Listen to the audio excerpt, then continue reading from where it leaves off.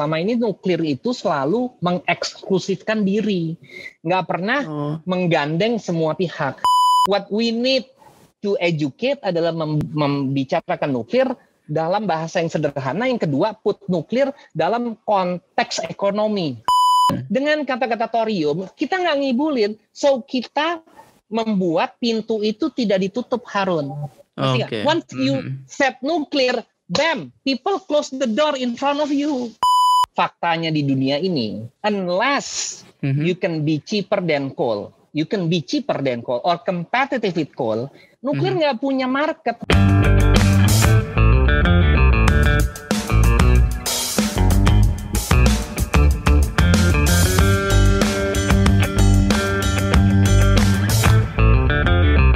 Datang di podcast Bicara Nuklir, podcast pertama yang membahas tentang sains dan teknologi nuklir di Indonesia.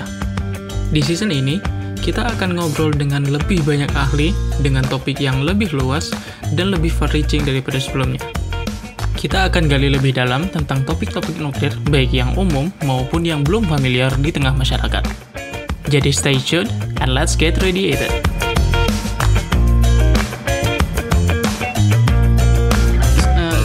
Selanjutnya nih Pak Bob, aku tertarik dengan aku tuh sebenarnya udah lama nih maksudnya ngelihat pergerakan Thorcon dari luar, tentunya sebagai mahasiswa kan ya, mahasiswa nuklir kan ya.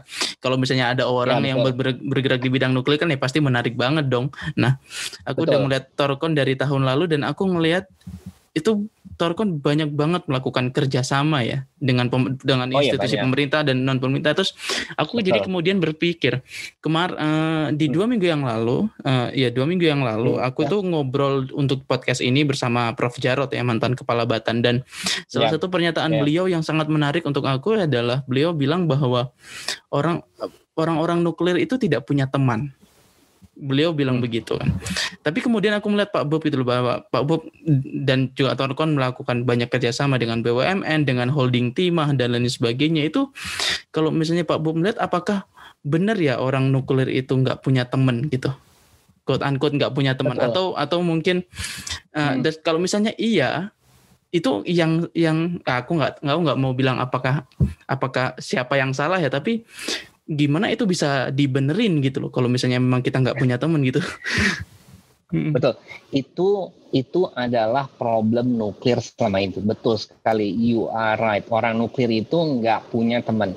Nah, for example ya, mungkin kemarin kita bikin acara gathering di Hotel Luansa. Jadi karena kita udah siap untuk kita satu-satunya perusahaan nuklir dalam sejarah Indonesia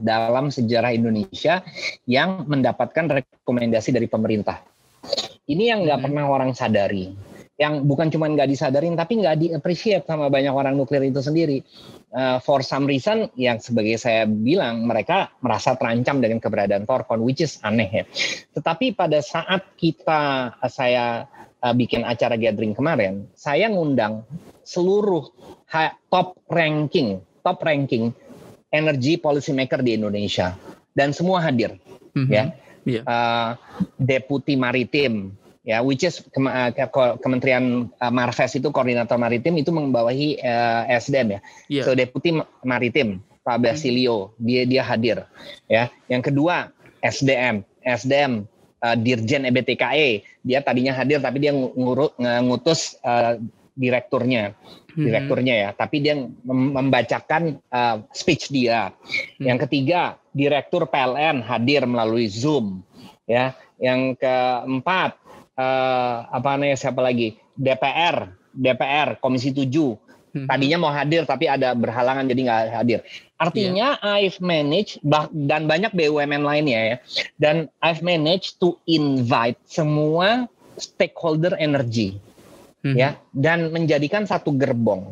That is correct. Bahkan salah satu orang SDM mengatakan, Pak Bob, this is what should happen di nuklir. Selama ini nuklir itu selalu mengeksklusifkan diri, nggak pernah menggandeng semua pihak. So what I'm doing adalah, menurut orang-orang yang hadir, yang basically mereka adalah pengambil keputusan PLTN kan. So PLTN itu kan yang ngambil keputusan bukan Batan. So the problem selama ini panggung PLTN yang seharusnya miliknya SDM itu selalu direbut ya, diambil oleh Batan. Menurut saya that's the problem gitu loh. Dan selama ini Batan selalu ya eksklusif aja sebagaimana Pak Jarod ngomong. Dan sekarang saya merangkul semuanya. PLN datang ya, semua di PLN aja, direkturnya, GM-nya, ada several yang join berdasarkan Zoom. Orang-orang SDM banyak banget yang datang, ya, gitu loh. Jadi orang-orang Kementerian Maritim juga datang semua melalui Zoom. So those are the stakeholders. So you cannot move nuklir tanpa kita gandeng orang-orang stakeholder PLTN. Stakeholder PLTN itu adalah SDM, Harun, bukan Batan. Bukan Batan. Nah, this is the confusions gitu loh menurut saya. Padahal Batan itu kan undang-undang juga Batan itu tugasnya kayak konsultan aja kan. Konsultannya PLTN gitu loh. Kan disebut namanya Technical Support Organization. Stakeholder-nya itu pengambil keputusan kan basically di PLTN 2. SDM dan Bapeten. Bapeten yang memberi izin operasi, lalu SDM yang memberikan membuka pintu nuklirnya gitu loh, bahwa saya nuklir masuk ke dalam bauran. So you tell me sekarang, coba kita lihat aja deh, ketika kita bicara PLTN, siapa yang selalu bicara? Siapa yang selalu bicara? For the past 30 tahun deh, ketika kita bicara PLTN siapa? Apakah SDM? Tidak. So selama ini orang nuklir selalu menganak kecilkan SDM. So sementara SDM itu adalah the one that makes the decision. Sehingga SDM selama puluhan tahun ketika ngomong PLTN selalu minder. Selalu kayak ya gamang lah posisinya. That's a problem. Karena panggungnya selalu direbut. Coba deh panggungnya. Ketika ngomong PLTN di IAIA, yang ngomong siapa? Apakah SDM? Kan bukan. Sangat jarang aku dengar ada orang SDM ngomong di IAIA sih. Exactly, kan seharusnya SDM dong. When you are talking about PLTN, harusnya adalah SDM. Tetapi for the past 20 tahun, orang-orang nuklir sendiri ya, secara sadar atau tidak sadar, yang saya nggak tahu, selalu menganak kecilkan. They never could be comfortable talking about nuklir. Saya bukan orang nuklir, Harun. Absolutely bukan. Sampai saya smart enough to learn by myself gitu loh ya. Dan I could explain nuklir dengan bahasa yang sederhana. It's not complicated. Buktinya saya I can move nuklir sejauh ini, which selama berpuluh-puluh tahun nobody able to move as far as I do by myself. Maksud saya adalah kalau kita bicara nuklir, you have to talk. Jangan menganak kecilkan, jangan merendahkan orang. So we need to educate people, make istilah-istilah di nuklir itu lebih sederhana, gitu loh ya, lebih common sense, lebih make sense, lebih terbuka, sehingga kita nggak nakut-nakutin. Sekarang kan kalau di nuklir kayak di Menara Gading, orang nuklir itu kan kayak di Menara Gading, tak merasa paling pinter sendiri, merasa paling tahu sendiri. Tetapi at the end mereka nggak bisa move nuclear forward, nggak bisa kan? Because that's not, you don't talk science gitu loh. Itu udah ada Bapeten urusan itu gitu loh. What we need to educate adalah membicarakan nuklir dalam bahasa yang sederhana. Yang kedua, put nuklir dalam konteks ekonomi, Harun. Konteks ekonomi secara general. That's what I succeed. Basically, if you look at my video, I put nuklir dalam konteks ekonomi dan industri. Nah, selama ini orang nuklir bicaranya neutron lah, di type of reactors. Mereka kan nggak penting type of reactors. Itu kritik buat saya sendiri. Itu kritik buat aku sih. Karena aku beberapa kali juga ngobrolin itu gitu. Karena aku berpikir gini sih Pak Bob. Karena aku tuh punya pandangan untuk pengen jadi science communicator gitu. Orang yang bisa mengkomunikasikan sains dengan baik gitu. Tapi aku juga bingung gitu. Topik yang aku bicarakan ini benar-benar kalau misalnya ditanya tentang spesifiknya ya, it's really complicated gitu loh. So I need to aku perlu kayak aku perlu tahu tentang gimana caranya bisa membuat apa yang aku sampaikan itu relatable dengan masyarakat. Itu kan yang sebenarnya mungkin bisa dibilang kan gagal, yang bisa dibilang gagal dilakukan oleh orang-orang yang mengkomunikasikan nuklir selama ini ya. Ya gitu. Yeah, exactly. Nah, yang kedua, coba nih contoh sederhana aja. Contoh sederhana. Saya selalu pakai istilah PLTT. Saya pakai istilah PLTT itu diprotes terus sama orang-orang nuklir. Wah, ini membohongi, Thorkon membohongi orang-orang. Padahal pemerintah sendiri ngomongnya PLTT gitu. Dan bahkan saya diminta sama pemerintah sendiri, bahkan Gubernur Bangka sendiri, Pak Bob, PLTT itu lebih mudah diterimanya karena kata-kata dibanding kata-kata nuklir. So, apa sih susahnya kita mengganti istilah jadi PLTT kalau memang we're using thorium? Kenapa harus dipaksa pakai PLTN? Ya kan seolah-olah kita membohongin. How would you membohongin? Wong itu programnya 8 tahun kok. Eventually mereka tahu. Ya kan? Yeah. This is I give you an example ya. Aaron, this is I give you example gitu ya. Misalnya gini. So many marketing yang sales, yang telepon itu banyak sekali kan ya. Iya, banyak banget. Coba if you receive a call ya. Mereka tiba-tiba mulai dengan kata-kata seperti, halo Pak Bob, kami dari perusahaan ini ingin menawarkan. Once you said ingin menawarkan, kamu tutup. Doom. That's what I do. Oh. Betul kan? Iya. Right. Karena you don't want any penawaran. Baru mereka ingin penawaran. Bam, tutup telepon. Tapi let's say start. Halo Pak Bob, ini misalnya ini Tuti gitu ya. Always perempuan kan. Ini Tuti Pak Bob. Kira-kira bisa nggak ketemu Pak Bob ya hari ini gitu? Ya ada yang perlu saya bicarakan nih. Kan kamu penasaran Tuti. Terus as if dia bicara, as if langsung kenal gitu. Padahal dia nggak tahu saya kan. So kan saya akhirnya nanya. So I ask a question. Saya nggak nutup langsung kan. So I ask question. Sorry Tuti, masalah apa ya? Oh ini masalah ini Pak, peluang bisnis. Lah kan tambah penasaran dong. Peluang bisnis. Basically penawaran juga kan. Iya, cuman katanya beda you stand, you want to hear more, betul kan? You want to hear more. Suddenly akhirnya, oke, karena ada kata-kata peluang bisnis, ya mungkin maybe you let, oke, boleh deh, saya kebetulan kosong nih, dia datang. Mereka nggak akan bilang pengen ketemu nanti 2 hari, 3 hari. Mereka always say mau ketemu hari ini. Ada waktu nggak Pak? Ini peluang bisnis sih Pak. Lah. Kan you would listen. Coba misalnya dimulai, Pak kami dari perusahaan asuransi ini jiwa, kita mau menawarkan produk kami, langsung bam tutup kan? Iya. Nah itulah thorium. So dengan kata-kata thorium kita nggak ngibulin, so kita membuat pintu itu tidak ditutup Harun. Okay. Once you set nuclear, bam, people close the door in front of you. Kalau kita pakai kata-kata thorium, at least you have that about 30 detik apa 1 menit istilahnya, so people would listen. Ngerti nggak? Iya. Itu. Tetapi apa yang dilakukan oleh orang-orang nuklir? Semua mencaci maki saya kan. Oh, Thorkon mencoba mengibulin gitu kan, selalu ngomongnya gitu. This show bahwasanya orang nuklir sendiri nggak ngerti komunikasi, nggak ngerti. Gitu loh. Padahal ya pemerintah sendiri, SDM sendiri, even PLN kalau kita lihat RUPPL ya, lihat aja RUPPL. RUPPL itu dokumennya SDM ya, Capman ya. Coba lihat RUPPL 2019. Mereka munculinnya PLTT, bukan PLTN thorium, PLTT aja. Nah, maksud saya, this is a point, masalah problem with komunikasi. Kita masalah komunikasi tentang nuklir itu, ya jangan terlalu formal. Kita harus relax gitu loh. Iya. Iya kan? Harus relax. Pakai bahasa gini loh, kayak Shakespeare bilang, ya. A rose by any other name is still a rose. Yeah. Betul kan?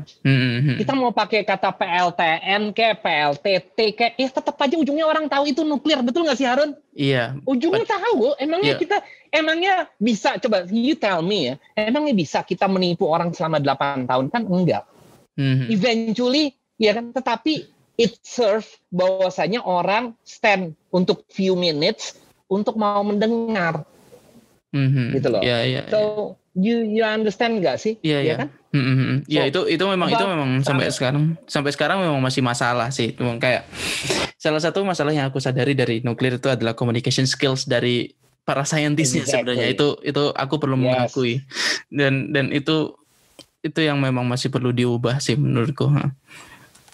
Ya, itu sebabnya ya, Harun, itu sebabnya bahwasanya sekarang all the newer generation or di beberapa perusahaan nuklir di dunia itu dibangun bukan oleh orang nuklir. Coba lihat Flight, dia adalah engineer NASA, Thorcon. Si Jack itu adalah marine professor naval engineering, si Lars itu engineer electrical engineer.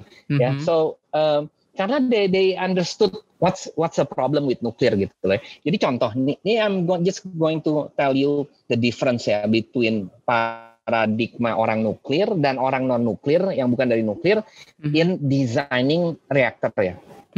Gini loh. Orang nuklir kalau designing reactor always start at the core. Ya, start at the core terus keluar.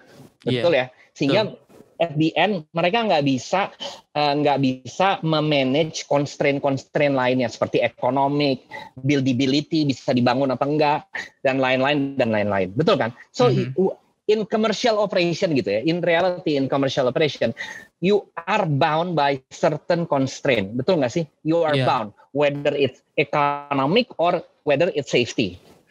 Betul nggak sih? Right? Betul, so you have certain bound in real life ya, in real not on paper, in real life. So orang nuklir selalu always they don't care about this parameter, nggak peduli. Yang what they are care adalah I design the most advanced and sophisticated core reactor core, betul kan? So abis itu mereka keluar. Apa yang dilakukan oleh Thorcon dan desainer lainnya kayak Terrestrial dan lain-lain, they start dari luar. They start with the constraint. Apa sih constraint-nya? Constraint-nya adalah pertama safety. Bahwasanya dia harus passive safety, harus bisa membuang. So they list all the constraint. They list all the what they call user requirements lah. Economic, harus bisa bersaing dengan batu bara. Gitu ya, dan lain-lain. Dan based on that constraint, lalu harus bisa dibangun cepat. Ya, karena problem nuklir adalah ngebangunnya lama kan, you're looking at 10 tahun on average ya. Yang paling cepat Barakah itu it's about 8 tahun right from the start. So you start with all these constraint and move inward. Sampai kita ketemu baru design. Sehingga akhirnya once you have this core, it will meet the constraint. That's why kita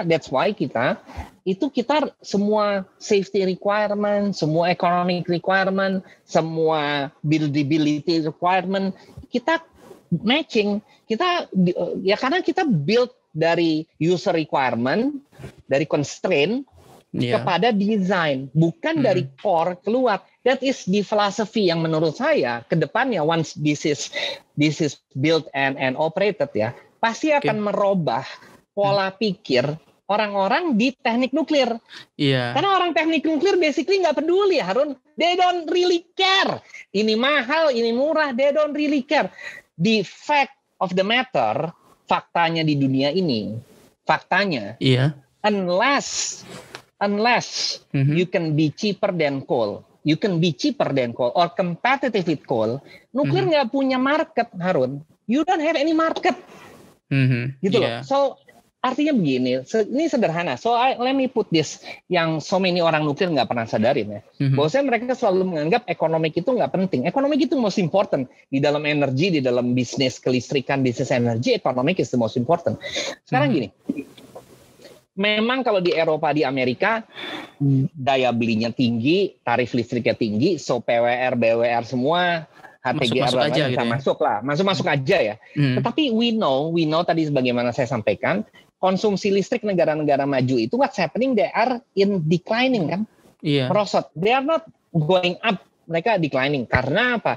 Karena mereka lebih efisien. So the more efficient their electricity grid kan konsumsinya tambah turun. So they have enough kan, So yang akan berkembang itu adalah negara-negara Asia dan Afrika. Nah, negara-negara Asia dan Afrika mostly adalah negara-negara yang berkembang di mana GDP per kapitanya rendah, sehingga mereka butuh tarif listrik yang murah. So salah satu yang mereka andalkan adalah batu bara kan? Iya. Batu bara. So unless nuklir itu bisa bersaing dengan batu bara, so nggak ada market, Harun. You don't have any market. True, you have misalnya market di negara-negara besar kayak misalnya Amerika, Eropa, atau negara-negara Middle East yang kaya seperti Abu Dhabi, UEA, Arab Saudi. Oke, mereka kaya. Qatar gitu-gitu tapi, ya. Qatar. You tell me bagaimana bisa negara-negara kayak Afrika lainnya, Uganda dan lain-lain mau bayar 12 sen, 13 sen atau 14 sen untuk listrik. Sementara batu bara you can get for 6 sen. Nggak mungkin. Absolutely nggak mungkin. So, ini adalah filosofi yang disadarin oleh Thorcon dari dulu. So they start dengan ekonomi. Dan I've done my own research sampai akhirnya saya mendukung Thorcon. Menurut saya, if looking at competing with coal, there are no other reactor can compete with coal other than molten salt reactor. Other than molten salt, nggak ada. So you don't have any. So let me tell you ya, this is my prediction ya. This is my prediction. By 2025-26 ya, ketika Thorcon udah beroperasi, even belum komersial ya, that is the day that all this nuclear company will collapse. Westinghouse, Hitachi, semua yang desain PWR, BWR, HTGR, bam, bangkrut. That is the day ketika tiba-tiba di market smartphone Android muncul. Tiba-tiba Nokia hancur, BlackBerry hancur. Sekarang you tell me di mana ada BlackBerry? You tell me ada BlackBerry di mana? Nggak ada, gone. Saya masih ingat tahun 2000 ya. That is not far away ya. Tahun 2000. Semua orang yang punya duit pakainya BlackBerry. Iya, betul. Yang punya duit ya. Semua orang yang nggak punya duit pakainya Nokia. Sekarang you tell me di mana kedua handphone itu? Ada nggak? Gone, nggak ada lagi di pasaran. Tidak ada lagi di pasaran. That will happen dengan PWR dan BWR. Coba mark my word. Iya. Westinghouse saja sekarang ya.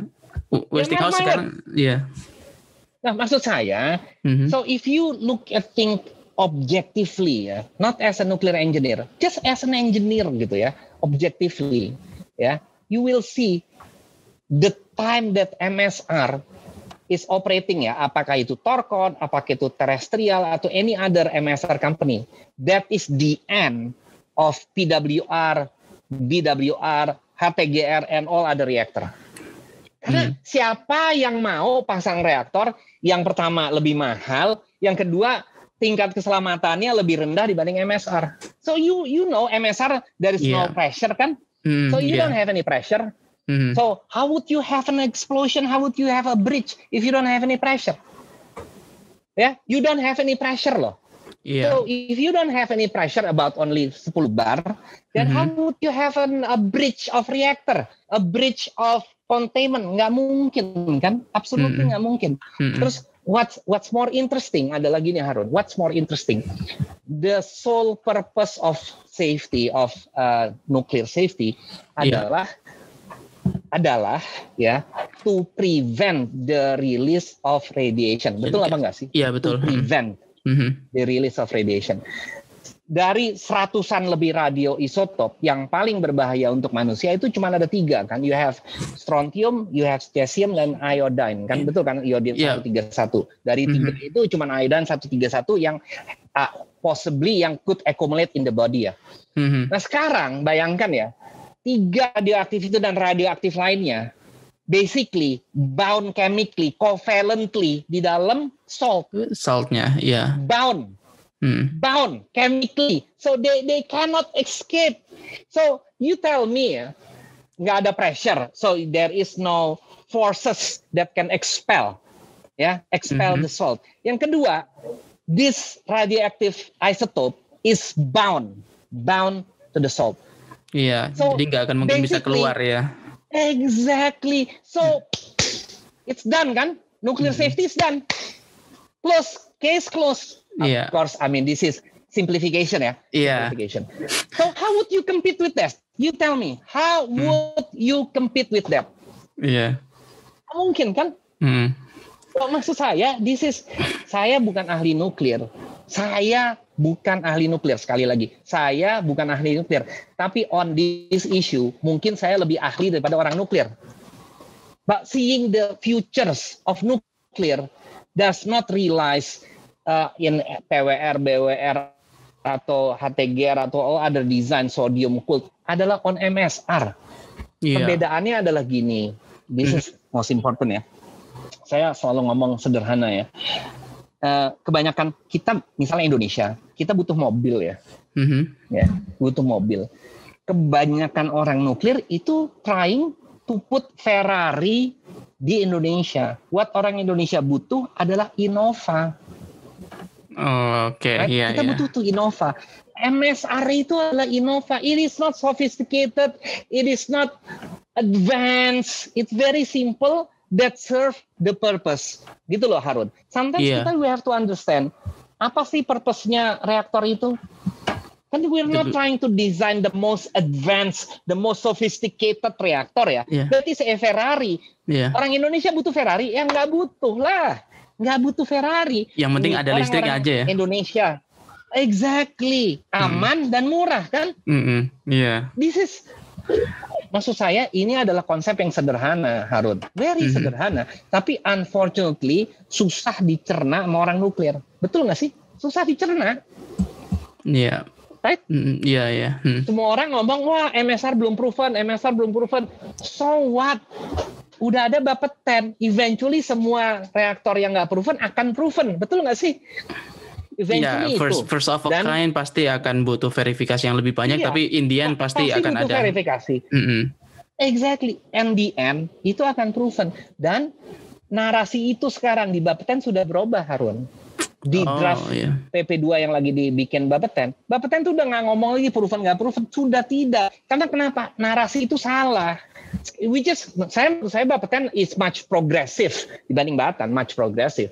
Dia menamakannya sekarang adalah reaktor siap pakai, which is good, dan reaktor dalam pengembangan. Much better kan?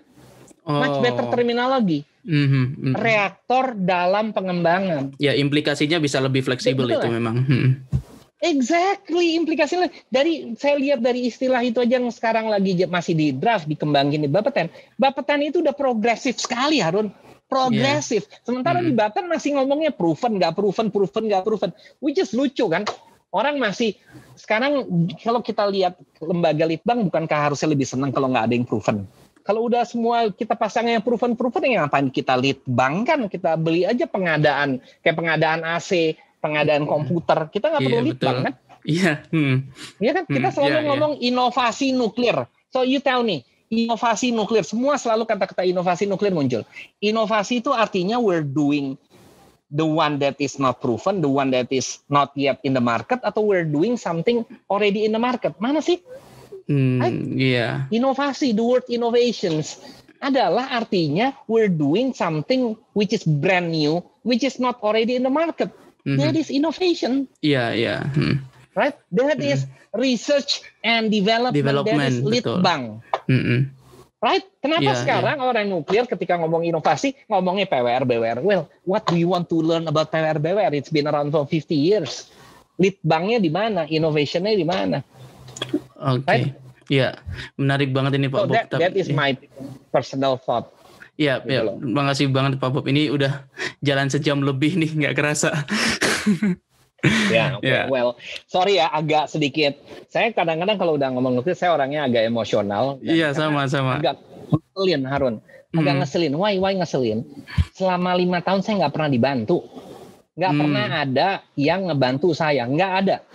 Nggak ada, absolutely nggak ada. Kalau ada yang bilang ngebantu, please show hands. Nggak ada. Saya jalan sendirian. Mungkin I appreciate you, karena seperti saya katakan di depan, kamu adalah orang nuklir pertama yang trying to learn, have open mind, objectively gitu loh. Iya. Right? So,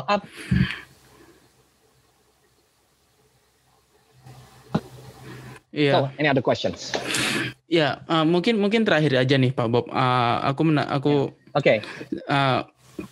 Aku sebenarnya sejujurnya sangat penasaran dengan desainnya, tapi rasanya nggak akan cukup waktunya kalau kita bahas di sini. Tapi aku Ya nggak penasaran apa-apa, dengan if it's short. Apa? ya tentang timelinenya Torcon sendiri. Berarti ini gimana nih? Sekarang tahun ini berarti targetnya apa? Terus kemudian nantinya akan So kayak timeline. gimana? Iya, timelinenya itu. I tell you timeline ya. Pertama 2022 kuartal pertama kita akan bangun testbednya, non-fission testbednya ya. Nah, kira-kira setahun ngebangun, so by 2023 kuartal pertama kita udah start testing, dang. Hopefully will run about setahun atau setahun setengah. So hopefully by 24 kita dapat desain sertifikasi dari Bapeten dan izin konstruksi setelah kita testing dan lain-lain gitu ya. So hopefully kita mulai bangun prototipe itu either between 24-25 lah, along that line ya. Kita akan refine timeline-nya itu nanti di tahun ini gitu ya. Nah, jadi kita mulai bangun prototype itu di DSME di Korea itu di 2024 atau 25 lah. Either 24 akhir atau 25 awal. Oh, itu untuk nuclear island-nya ya? Apa untuk semua bagiannya? Seluruh bagiannya. Aplikasi awalnya biar nanti di konstruksinya langsung bisa jalan the whole plan prototype-nya. Kan udah pernah lihat ya, the whole plan. So kayak gini loh. So this is it. Ini yang kita bangun 2024 ya. So 2024 25 as prototype gitu ya, as prototype. So kita akan tes sebagai non commercials gitu ya. So hopefully by 25 akhir udah sampai Indonesia. Sampai Indonesia kita testing selama 2 tahun ya, 27 28 udah dapat izin operasi sebagai reaktor non komersial. Lalu kita ganti reaktornya, reaktor baru, dan kita testing lagi, kita go through the licensing process sebagai komersial. So hopefully by 28, the latest 29 kita udah dapat izin operasi komersial.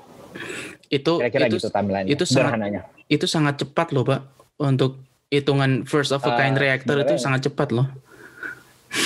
Sebenarnya enggak, itu we're looking at 8 tahun ya, 8-9 tahun, that's not fast.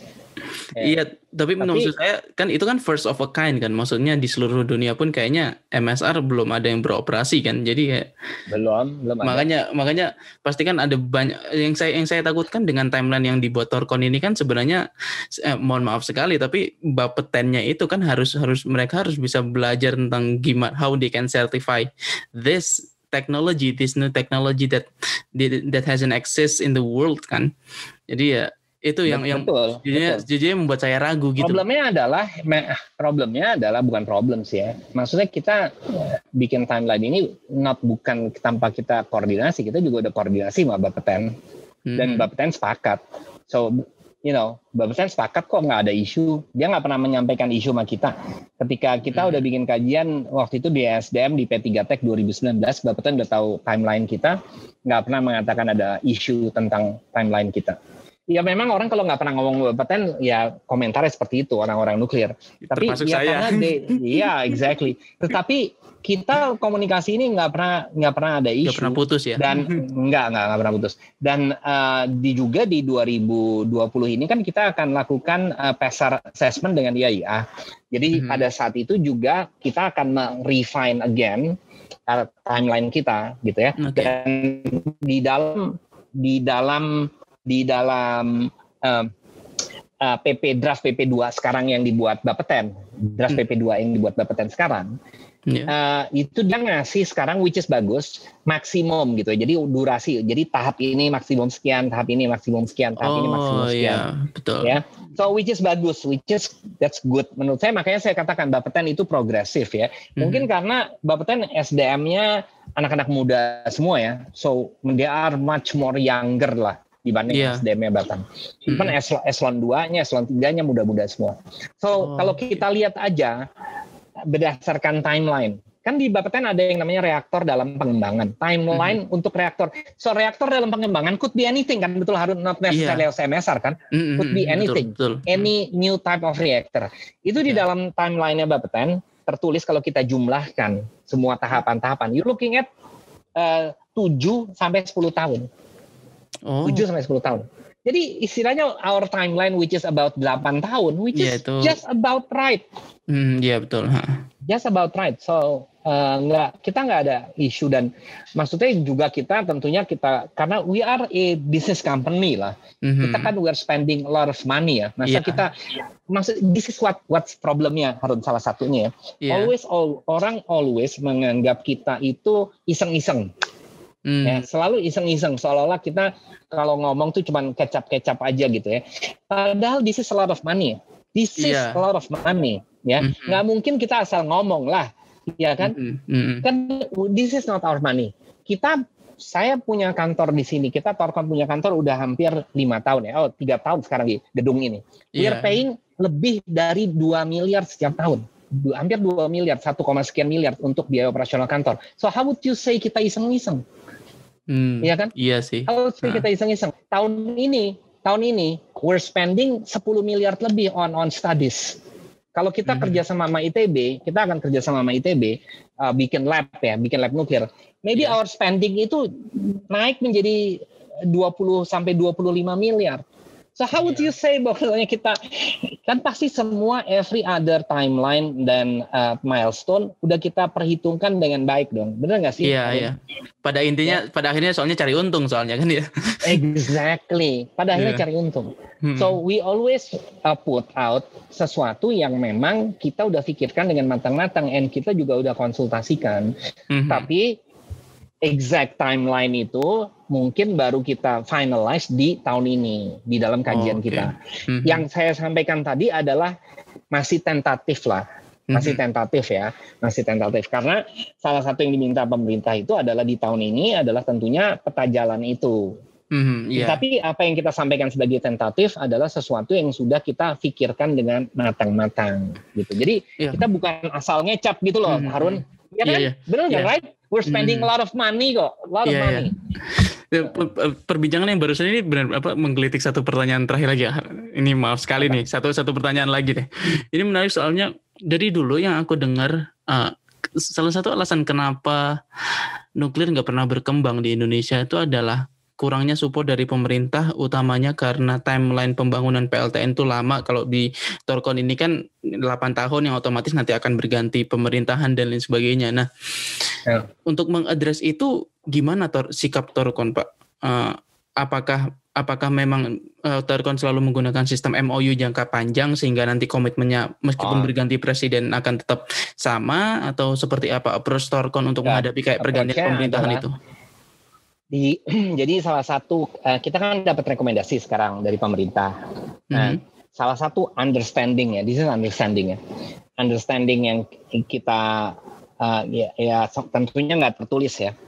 Understanding dari antara kita dengan Torkon dengan pemerintah Republik Indonesia adalah kita sepakat untuk melakukan kajian-kajian which is very expensive. Mungkin kajian-kajian ini totalnya we're looking at 15-20 miliar ya. So understanding-nya adalah ketika ini kita lakukan kajian-kajian dan hasilnya positif, hasilnya bagus nih misalnya ya, hasilnya bagus, kita hanya mau lanjut karena the next step setelah kajian-kajian ini adalah bikin testbed ya. Testbed itu is about 1 trillion ya. So kita minta perpres. Nah, unless kita dapat perpres, maka kita nggak akan lanjut. Nah, jadi pemerintah secara kesepahaman ya, saya tentunya tidak tertulis, kesepahaman sepakat. Nah, menurut saya ini sesuatu juga yang wajar-wajar aja, Harun, mengingat investasi kita 17 triliun. Nah, kadangkala orang kalau ngomong 17 triliun karena it's not their money, menganggap wah biasa-biasa aja. So I'll give you an example ya. Kemarin how big 17 triliun is ya for Indonesia. Mungkin untuk negara lain kecil 17 triliun. So let me give you example. Kemarin Kepala BKPM baru maparin, saya ikut seminar beliau. Total 2020 investasi yang masuk ke Indonesia itu 800 triliun lebih. 800 triliun. So untuk sekitar 120 sekian ribu project. So if you divide 800 triliun dengan 120 ribu sekian project, you looking at rata-rata project-project di Indonesia nilainya 5M, Harun. Only 5 miliar. 5. Exactly. 5 miliar. Yang skalanya triliunan, itu cuma bisa dihitung dengan jari. Dengan jari, Right. So bayangkan kita 17 triliun. So artinya untuk Indonesia, kita adalah mega project. Yang 10 ini yang rata-rata triliunan, semua minta Perpres lah, jelas lah. Dengan investasi sebesar itu. Dan tentunya ada semuanya yang skala triliun ini, semua dapat karpet merah. Dapat karpet merah dari pemerintah, walaupun cuma 1 triliun, 2 triliun. So mereka dapat karpet merah. Tetapi kita sekarang udah jalan 5 tahun, saya nggak pernah merasa dapat karpet merah, yang ada dapat karpet ijuk. Jadi itulah. Jadi to put things into perspective gitu ya, to put things into perspective. Dan juga salah satu komitmen kita selain kita melakukan ini, kita juga akan bangun industri, Harun. Kita akan bikin pabrik. That is our commitment. Itu udah diucapkan sama Dave Devaney pada gathering kemarin, juga di dalam surat menyurat kita akan bangun industri. Kenapa kita bisa bangun industri? Karena nggak bertekanan. So any galangan kapal itu bisa bangun. In fact, PT PAL udah menyatakan bisa ngebangun reaktor kita. Jadi kita akan bangun pabrik PLTT ini di Indonesia by 2040. So if we build this, Harun ya, bayangkan, it'll produce about 20 unit, sekitar approximately 10.000 megawatt ya, ekuivalen ya. Iya. Itu satu unit itu butuh operatornya 200. So bayangkan kalau pabrik ini, tentunya bukan hanya untuk Indonesia, kita akan ekspor juga keluar ke Afrika, ke Asia, yang lain-lainnya. So bayangin ya, kita producing 20 unit. Rata-rata satu unit itu 200 orang operatornya. So bayangkan kita akan butuh 2.000 orang setiap tahun yang we need to educate, train as PLTT operator. 4.000. So you imagine 4.000 itu dari mana? Sekarang kagak ada 4.000 operator PLTT by 2040. Lalu kita akan absorb karyawan itu yang directly kerja di pabrik sekitar 5.000, yang supply chain-nya lebih 5.000-an lagi. So you looking at 10.000. That will absorb many, dan it is a high paying job. It's not pekerjaan yang UMR. Iya. Dan iya kan, seluruh operator-operator ini ya juga pasti we're going to be paying the highest salary. Iya, biaya tinggi. Mereka yang ngejamin keselamatannya pasti harus tinggi lah gajinya ya. Lah iya. So you tell me, kan saya dengan seperti itu, kenapa orang-orang nuklir nggak bahagia gitu loh? Harusnya kan bahagia. So we are opening up jobs for yang kebanyakan akhirnya kerja di pemerintah, either di Bapeten atau di Batan kan? Iya. Mau kerja di mana lagi orang yang lulusan teknik nuklir? So you tell me, sekarang Harun setelah selesai kuliah mau kerja di mana? Aduh, mau jangan kerja ditanya. Di bank? Jangan ditanya you tell me, sekarang kerja di mana, Harun? You tell me, coba mau kerja di mana? Udah jauh-jauh kuliah di Amerika, S2, nuklir lagi. Iya. Sekarang where do you want to go to job? Pilihannya either ke Bapeten atau ke Batan. Karena you have a graduate degree. Kalau misalnya cuman undergraduate degree kayak Budi Sadikin, maybe you could work for a bank kayak Budi Sadikin, akhirnya jadi di root Bank Mandiri kan. He's a teknik nuklir ITB kan. Iya. Fisika nuklir ITB, right? Tapi if you have a graduate degree on nuklir, where do you want to go other than Batan or Bapeten, right? You don't have any other choice. Tapi if you have a Torkon di Indonesia, kan people have choices, right? Betul. People have choices, right? By tahun depan aja we'll be hiring 100 people. Kita tahun depan kita hiring 100 orang. Oh, Harun. Nice. Iya itu. Right. At least teman-teman angkatan saya ada opsi lah. Iya, exactly. By 2023 kita will be hiring 1.000 orang. So imagine that. Will be probably the only perusahaan swasta yang hiring nuclear engineer. Iya betul. Gitu. Kenapa? Yang untuk bekerja di nuclear engineer beneran. Yeah, exactly. So you tell me, Harun, kenapa people, student orang nuklir not jumping up and down with this news? Nggak ada. I don't see any people jumping up and down. Yeah. Right? I'm giving them hopes. Right? Yeah. And then this is not an empty hopes. Karena why? Kenapa? Karena kita we pursue it seriously dan consistently dan dengan uang. Unless saya cuma cuap-cuap aja lah. Misalnya diskusi di WhatsApp group, diskusi di WhatsApp group. Kebanyakan orang kan mengatakan pejuang nuklir hanya modalnya diskusi di WhatsApp group kan. Terus bikin webinar, terus mengklaim pejuang nuklir. That is not the way it works. Right? Yeah. That is called false hopes. Kita kan keluar duit, Harun. We're spending miliaran rupiah. Yeah. So when I tell that, harusnya kalau mereka misalnya objektif, harusnya they are all jumping up and down, right? Like you. Yeah. Tapi nyatanya enggak. Nobody calls me. Nggak ada orang nuklir yang calls me other than you. Nggak ada. So, bukan berarti saya ingin di calling whatever, enggak juga. Tetapi karena you need to know the reality. The reality. Inilah why nuklir nggak pernah maju di Indonesia. So that's the honest to God fact. Iya. Kadang memang untuk berkembang kita perlu dipecut dulu, emang perlu dikasih tahu hal-hal yang jelek-jeleknya dulu dari internal kita. Yes, Kadang kita nggak pernah sadari gitu. Yeah, well, one of the reason that I agree doing this thing with you in the podcast is that karena you seem to be an influencer ya in the nuclear community, because saya dengar dari Nathan kamu dulu berpengaruh, sangat pintar, banyak teman dan lain-lain. So I think you are a good communicator gitu ya. Saya juga berharap you can communicate this to your colleague, your friends, and dosen-dosen di UGM, you know, right? Karena sooner or later, saya sekarang jalan sendiri nih Harun ya, but I'm telling you, there will become a point where saya juga nggak bisa jalan sendiri. Iya. There will be a point in time in the future that I need to be bergandengan dengan yang lainnya. I need bergandengan dengan dosen-dosen ini. I need bergandengan dengan mahasiswa-mahasiswa nuklir. Betul. Ya kan? So, menurut saya, maksud saya ada terus lah. Di sektor nuklir virus yang nggak sehat menurut saya. Iya. Baik. Ya, yang basically alienating me for the past 5 years. Yeah, right? That's ya kan? That's an irony. Sebenarnya itu ironis. That's an irony, exactly. Yeah. Right? Kita perlu saya mengakui kalau misalnya itu memang ada sih. Dan itu juga yang bikin aku penasaran. Saya 25 tahun udah kerja ya. So dan I'm a practicing engineer and I'm quite smart lah dibanding rata-rata orang ya. Cukup encer lah otak saya.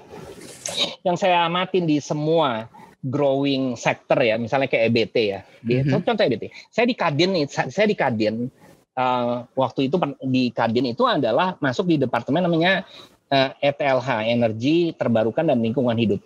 So di dalam seluruh dunia nih, di mana ada emerging sector yang perlu diperjuangkan, everybody needs a champion. Dan everybody rally mendukung champion tersebut, ya, yang bisa mengkomunikasikan, bisa menerobos, bisa dan lain-lain, right? Kan semua rally, kayak misalnya di energi terbarukan kita lihat aja, Ketua Umum METI Surya Dharma, lalu Feby Tumewa, dua orang itu aja, champion energi terbarukan cuma 2 orang itu, 2 orang semuanya mendukung 2 orang itu. Sekarang saya tanya, coba di nuklir tuh siapa sih championnya? You tell me, kira-kira kalau ada orang. Kalau ada orang nih yang fit di kriteria, bukankah itu seharusnya saya? Right? Karena kalau Thorcon berhasil, you tell me deh. Kalau Thorcon berhasil, anybody can design, can put a reactor, right? Semuanya bisa. Betul. Tapi kalau Thorcon gagal, everybody loses, right?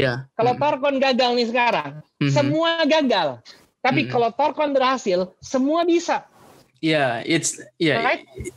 Semua hal tentang nuklir pasti selalu akan kayak gitu. Iya betul. Kayak satu gagal semuanya akan kena, dan satu berhasil akan dipuji oleh banyak orang dan semuanya bakal ngikut. Sekarang makanya saya bilang, maksud saya, bukankah seharusnya orang nuklir itu rally ya kepada satu orang yang they consider champion.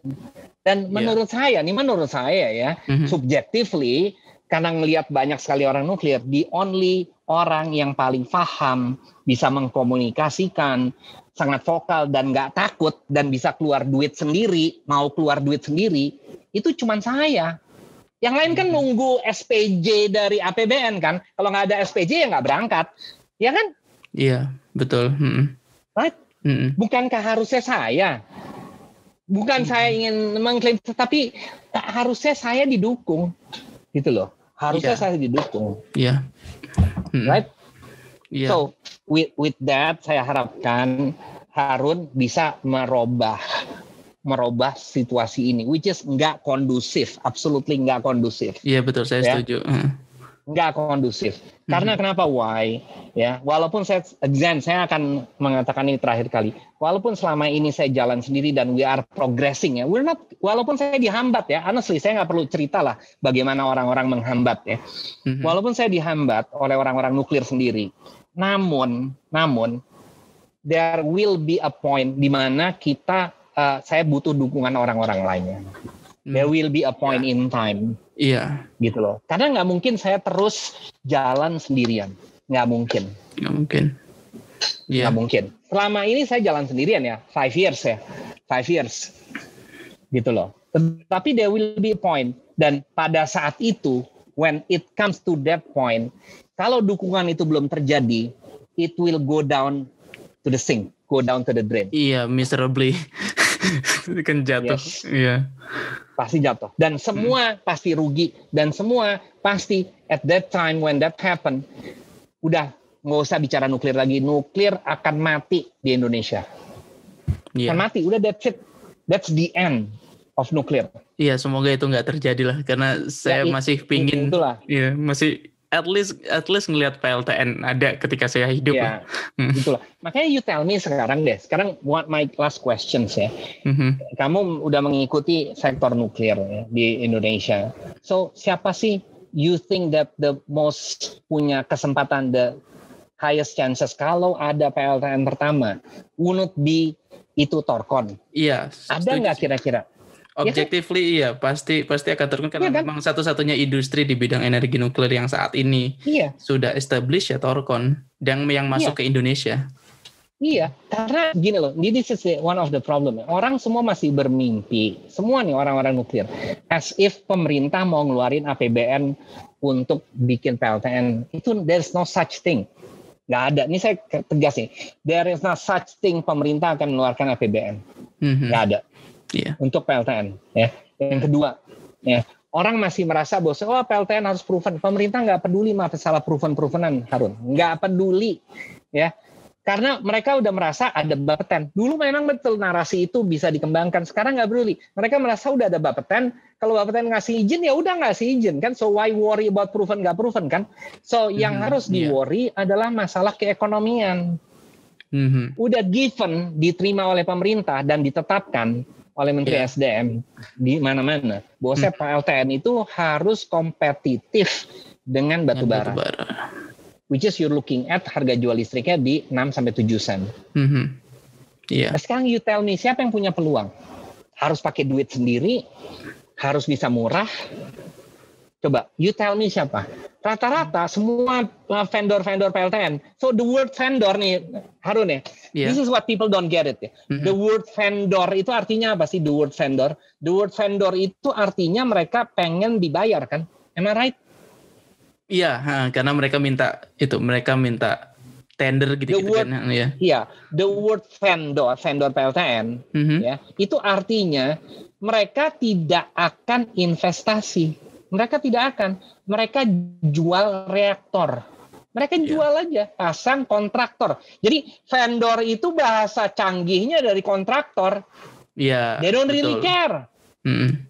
Ya kan? Cuma kata-kata canggih vendor. Nah, kita selalu Thorcon disama-samakan dengan Hitachi, dengan Westinghouse, dengan Rosatom. Kita di different level, kita adalah level lebih tinggi karena kita keluar duit. We are investor. Mereka kontraktor. Itu bahasa sederhananya. Iya. Right? Itu juga saya baru sadar juga sih. Gimana Hitachi dan Westinghouse bekerja itu kan itu. Mereka tuh kontraktor, Harun. Iya. Banyak orang nggak sadar, even dosen-dosen kamu, orang-orang ahli nuklir di Indonesia yang katanya ahli nuklir, nggak bisa bedain antara Thorcon dengan vendor. Nggak bisa bedain. Selalu mereka merasa bahwa saya vendor itu bisa invest. Nggak bisa, vendor tuh minta dibayar. Iya, betul. Vendor tuh minta dibayar. Gitu loh. Nah, itulah yang kamu harus luruskan. Jadi kita tuh pada level yang jauh lebih tinggi dibanding vendor-vendor itu. Memang mereka perusahaan besar.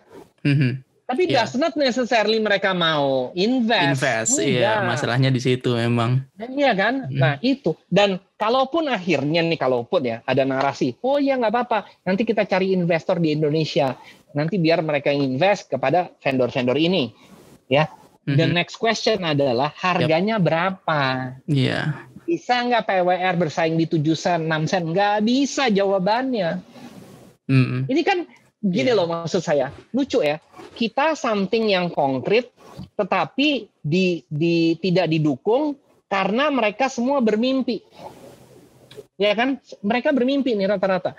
The other gang, ya, anggaplah the other gang, the other groups gitu ya, the other side, semua bermimpi, wah jangan-jangan nanti pemerintah mengeluarkan APBN gitu ya, jangan-jangan gitu ya. Oh siapa tahu mengeluarkan APBN, nanti siapa tahu ada Nepio, siapa tahu, semua siapa tahu gitu ya. Iya. Oh ya siapa tahu nanti ada investor mau invest di PLTN, semua siapa tahu. So mereka bermimpi, tetapi sesuatu yang konkret yang ada di Indonesia, yang operating, yang punya kantor, nggak didukung. Which is ironis nggak? Ya itu sangat ironis banget. Untuk orang yang katanya masuk teknik nuklir itu udah paling susah kan? Iya belajar. Gitu. Tapi ya belajarnya susah kan? Kamu belajar kalkulus, differential equation, apalagi? Ya kan susah kan? Iya. Ya. Kalkulus 1, 2, 3, differential equation, apalagi yang kamu belajar? Numerical, probability, analisis reaktornya dan sebanyak lagi lah. Pusing kan? Tapi once you think about the real life situation, nggak make sense gitu loh. Kadang-kadang lucu gitu loh. Iya kan? Iya. Nah, itulah yang saya harapkan Harun dari kamu untuk try, lupakanlah yang tua-tua menurut saya ya. Udah susah dirubah. Tapi I hope that you can educate the younger generations generation to change their thinking about nuclear gitu loh ya. Nggak bisa lagi. Unless kita cuma bicara nuklir berwacana terus for the rest of your life gitu ya. Ya saya di sini ada Pak Hedi, dia udah kerja di Batan, di Bapeten, di Inuki, di semua. Ya kan 30 tahun lebih atau hampir 30 tahun, 35 tahun lebih ya. Itu terus saja berwacana kan nggak pernah realize, nggak pernah ada kemajuan. Iya. Gitu loh. Nggak pernah ada kemajuan for the past 30 tahun. Karena the way nuclear people are thinking salah semua dan nggak ada satupun juga yang mau mengakui, nggak ada yang mau mengakui that we are wrong gitu loh. Kita salah nih cara berpikirnya. So somebody harus ada mulai yang admitting that they are wrong. If you cannot push nuclear ya selama 30 tahun, there is something wrong kan? You should admit, okay, maybe there's something wrong in our approach. Betul nggak sih Arun? Ya, itu juga yang membuat saya berpikir untuk ngebangun podcast ini kan, karena mikir kayak jurusan saya sendiri aja teknik nuklir UGM itu kan udah berdiri dari tahun 81 sampai sekarang udah hampir 40 angkatan dan belum ada PLTN sampai sekarang ya. Itu bikin saya mikir banget. Lupakan masalah belum ada PLTN ya.